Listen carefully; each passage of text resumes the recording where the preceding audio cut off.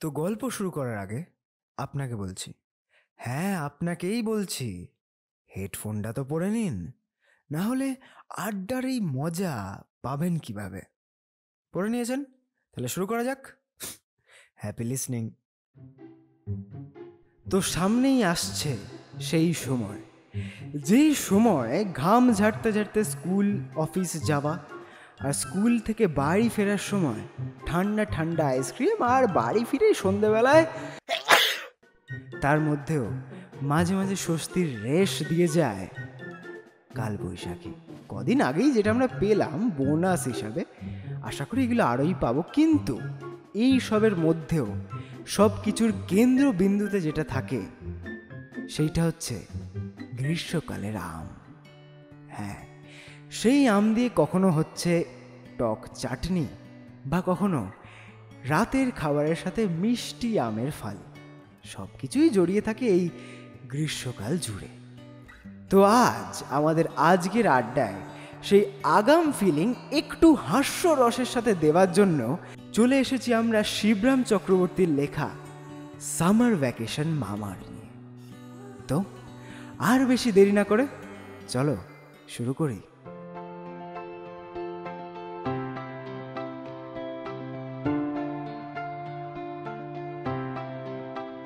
হোক গল্প হোক হোক প্রেমের কথা, আসো একসাথে ময় কাটাই বেলা। আজ একসাথে যদি মন করে, তাহলে নিয়ে নিও আমায় সাথে। হবে থ্রিল আর সাসপেন্স, কিছুটা রোম্যান্টিক, হবে হরর কিংবা হবে কমেডি।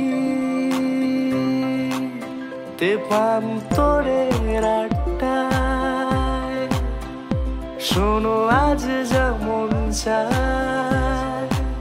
তেপান্তরের আড্ডায় শোনো আজ যেমন চায়।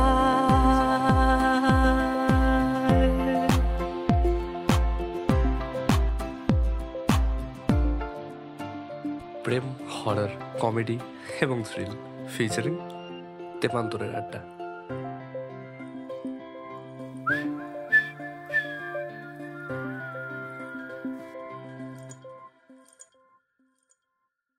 সামার ভ্যাকেশনে মামার বাড়ি আম খেতে গিয়ে মামার ভ্যাকেশন দেখতে হলো আমার।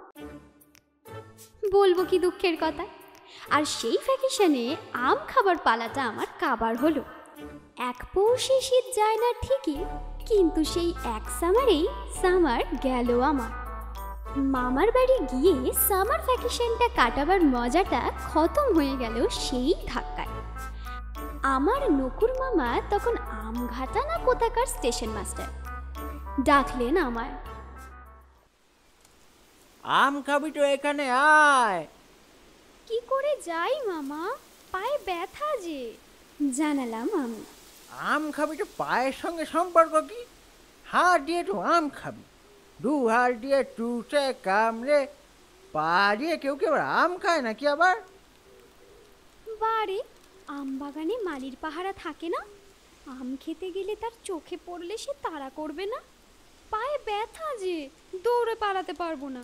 ঠ্যাঙানি খেয়ে ঠ্যাংটা ভাঙবে, মাঝখান থেকে পা হারাতে হবে আমায়। বুঝিয়ে দিলাম মামাকে। আমরা কি গাছ থেকে আম পেড়ে খাই নাকি? আম ফলে আমাদের ট্রেনে, ট্রেন থেকে পারি আর মারি। ট্রেন থেকে? শুনে অবাক হতে হয়। গাছের মতন ট্রেনেও আম ধরে নাকি মামা? ট্রেনে আম ধরে না, মালগাড়ি বোঝাই হয়ে আসে ঝুড়ি ঝুড়ি আম। এত আম যে ট্রেনে ধরে না।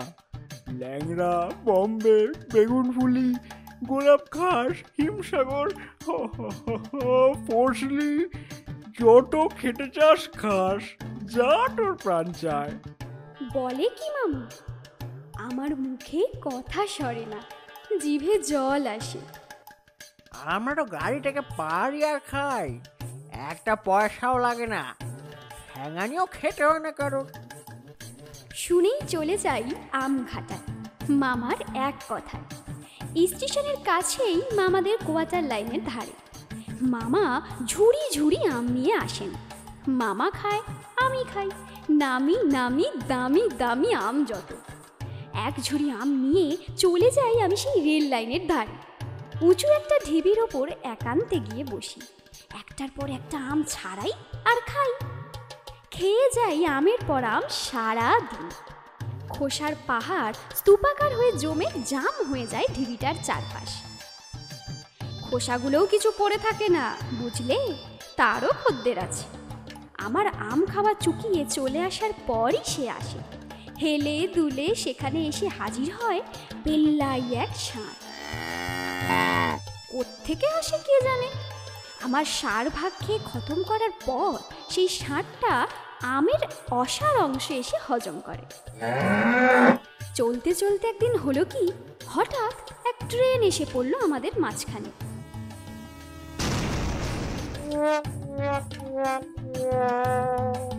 ষাঁড়টা আম গ্রাসে থাকার কালে কাল গ্রাসে পতিত হয়ে গেল হঠাৎ। ট্রেনের ধাক্কায় কাটা পড়লো আমার অংশীদার। আমি এক দৌড়ে গিয়ে খবরটা দিই মামাকে। মামা বললে, কি সর্বনাশ হলো বলতো? তুই আম খাবারের জায়গা পেলি নে, সেই লাইনের ধারে গিয়ে খেতে গেলি।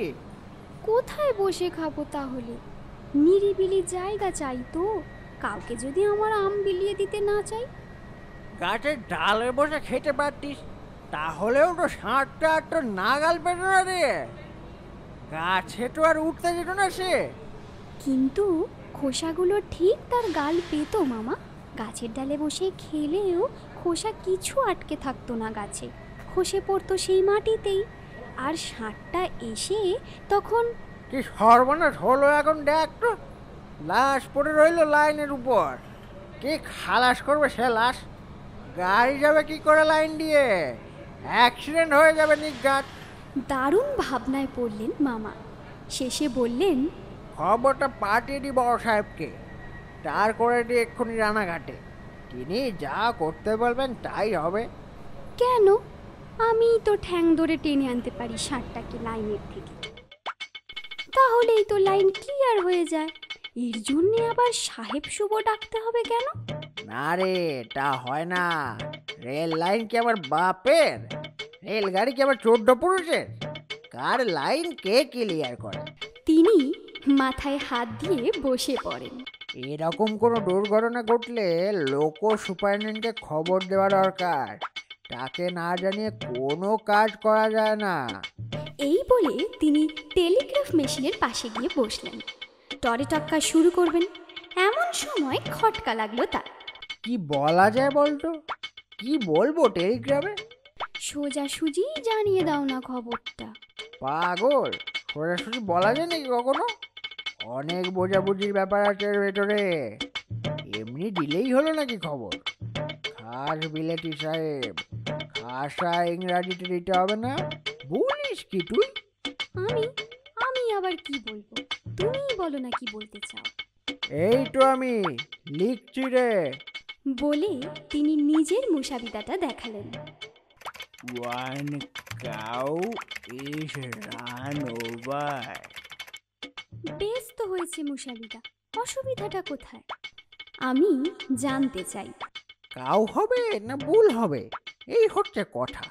তিনি জানান, দেখে আয় তো দৌড়ে গিয়ে, গরুটা মেয়ে গরু না ছেলে গরু? তাতে কোথায় আটকাচ্ছে মামা? গরু হলেই হলো। না রে, ওটা জরুরি। ছেলে গরু কি মেয়ে গরু জানা দরকার। সাহেব বলে কথা, দেখে আয় চট করে। অগত্যা দৌড়তে হলো অকুস্থলে।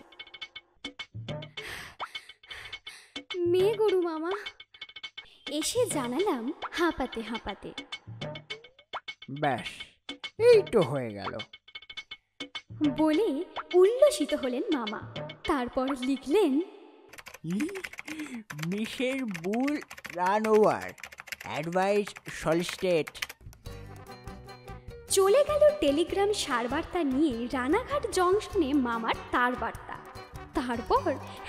তারপর ওদিকে টরে টক্কার খবর পেয়ে বেটক করে পড়ে গেলেন লোকো সুপারিনটেন্ডেন্ট। তিনি ছিলেন মিস্টার বুল। তার ওই বুল নাম মাতুলের জানা ছিল না। ঘটনাচক্রে হয়েছে কি, তার স্ত্রী সেই ট্রেনে সেদিন যাচ্ছিলেন যেন কোথায়। টেলিগ্রাম পেয়েই তো সাহেব হাউ হাউ করে কেঁদে উঠলেন। আর কাঁদতে কাঁদতে তারপরই তিনি স্পেশাল ট্রেনে ছুটে এলেন এই স্টেশনে। My Mrs. Bull has expired. মামার কাছে এসে তিনি কেঁদে পড়লেন।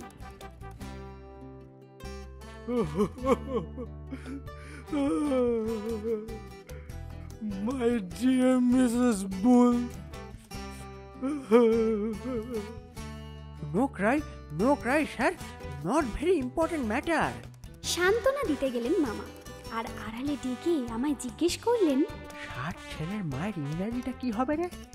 গরুর ছেলে, গরুর মেয়ে সবাইকে জড়িয়ে।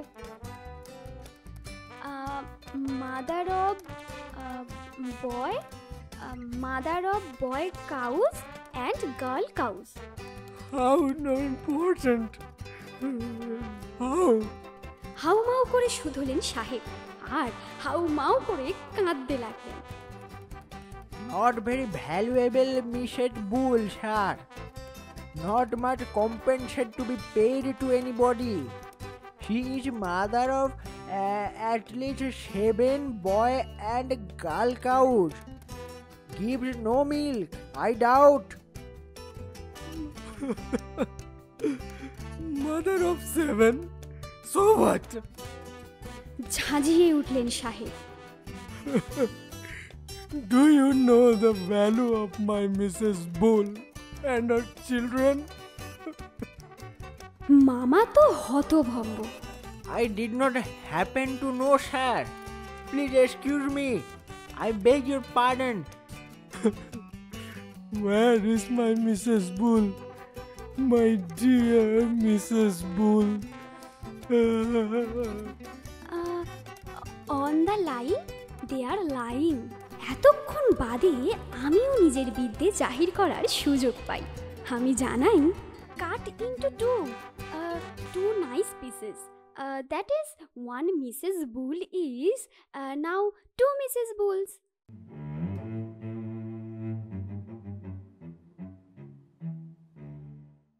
সাহেব দেখতে চললেন লাইনে, তার পিছনে মামা, মামার পিছু পিছু আমি, সঙ্গে সঙ্গে assistant, station master, linesman, signaller, special ট্রেনের ড্রাইভার, গার্ড, সবাই। সে এক শোভাযাত্রা। দ্বিখণ্ডিত মিসেস বুল তখনও লাইনের ওপরে পড়ে, আর তার ধরাশায়ী দেহটার আশেপাশে যত চিল শকুনের দল। Is this my Mrs. Bull? What do you mean? সাহেব যেন বোমার মতো ফাটলেন। Is this mine? Oh, how stupid! Yes, sir. This is that Mrs. Bull. Yours. Shut up! You are fired. Fire? Where? হক চকিয়ে যান মামা, চার ধারে তাকান। No fire, nowhere, sir. Summarily dismissed you are. বলে সাহেব আর অধিক বাক্য ব্যয় না করে গট গটিয়ে নিজের স্পেশালে গিয়ে ওঠেন। সঙ্গে সঙ্গে ছেড়ে দেয় ট্রেনটা।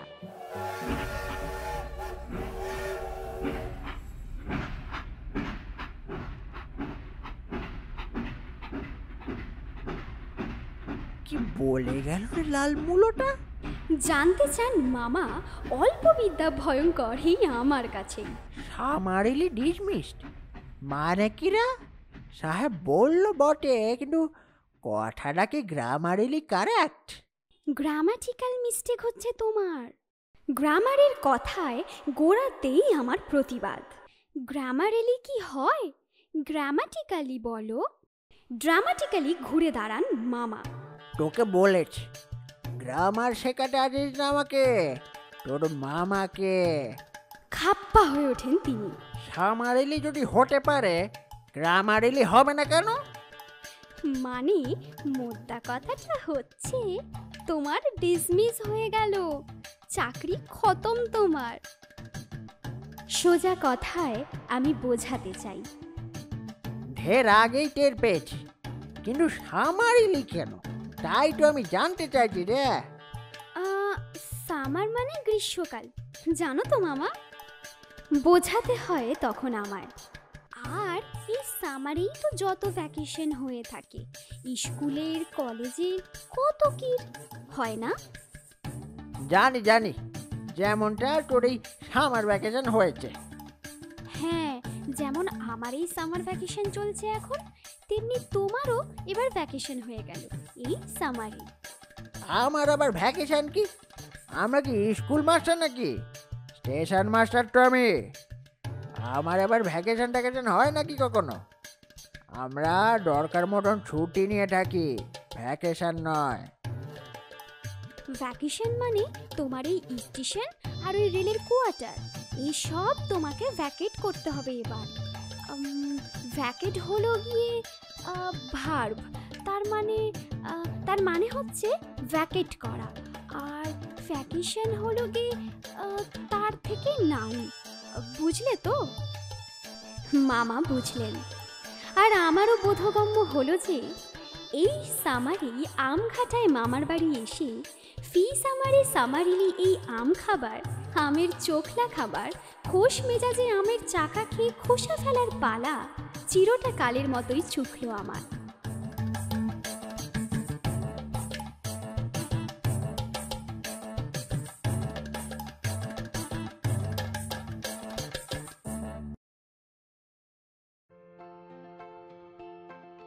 তো শেষ হলো আমাদের আজকের গল্প, দ্বিতীয় তেপান্তরের আড্ডা ক্লাসিক্স।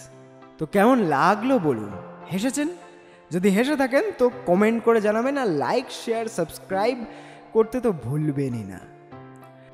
তো আজকের আড্ডায় কারা কারা ছিল সেইটা বলার আগে একটা কথা জানিয়ে দিই যে এই গল্পটা বেতার রূপ দেওয়ার জন্য আমরা নিজেদের মতো করে কিছু চেঞ্জেস করে নিয়েছি।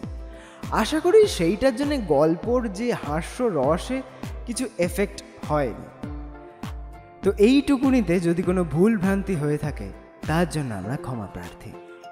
তো আজ আমাদের এই আড্ডায় ছিল ন্যারেশন এবং ভাগ্নির চরিত্রে মিলি, মামা চরিত্রে আমি অর্পণ, আর সাহেবের চরিত্রে মানে মিস্টার বুলের চরিত্রে Punarjit. Poster design Punarjit, intro song Soumyadip আর ওর টিম। যদি আড্ডাটা ভালো লেগে থাকে তো প্লিজ লাইক শেয়ার কমেন্ট আর সাবস্ক্রাইব করতে ভুলবেন না। দেখা হচ্ছে আপনাদের সাথে পরের কোনো আড্ডায়। ততক্ষণ সবাই ভালো থাকবেন, সুস্থ থাকবেন। শুভরাত্রি।